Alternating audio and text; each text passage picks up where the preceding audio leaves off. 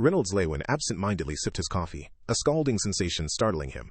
He and Vince were at a small patio table, discussing business plans for the Helsty auction house, focusing on security. They needed to restructure and enhance guard teams.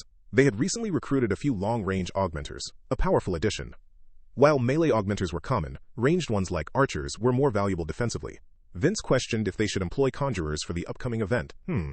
I know how beneficial it'd be to have conjurers who could set up barriers and help support the augmenters, but I'm against it. Reynolds took another careful sip. You mind elaborating?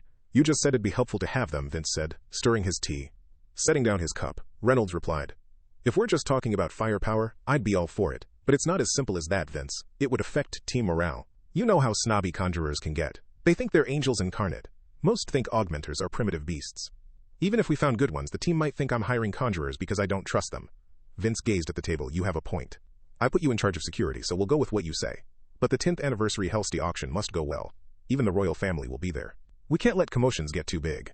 Reynolds nodded, smiling appreciatively at his friend. Vince then said, We need to take your son with us to the auction. He mentioned he wanted a sword, right? I didn't know you'd taught him. I expected him to take after you, with your gauntlet infighting style. Reynolds sighed. I never taught him the sword, Vince. He's grasped sword fighting since he was 4. Reynolds could hardly believe his own words. You can't be serious. Lilia was still scared to go downstairs by herself at 4, Vince sputtered. He apparently learned by watching me train and reading books, Reynolds continued. Vince, that's not even the part one care about. It's when we spar. His gaze, reactions, fighting style. I don't feel like I'm sparring with my 8-year-old son. It feels like I'm fighting a veteran swordmaster.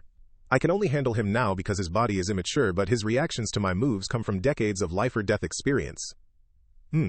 I can see that. I sometimes find it hard to believe your son is only 8. Are you scared of him, Ray? Vince asked seriously. No, that's one thing I'm sure of. No matter what, he's still my son. He cares deeply about his family, and as his father, that's all I can ask for. During the past 2 months, Lilia and Arthur's sister Ellie made progress in mana manipulation. They no longer needed Arthur's mana infusions and could train alone.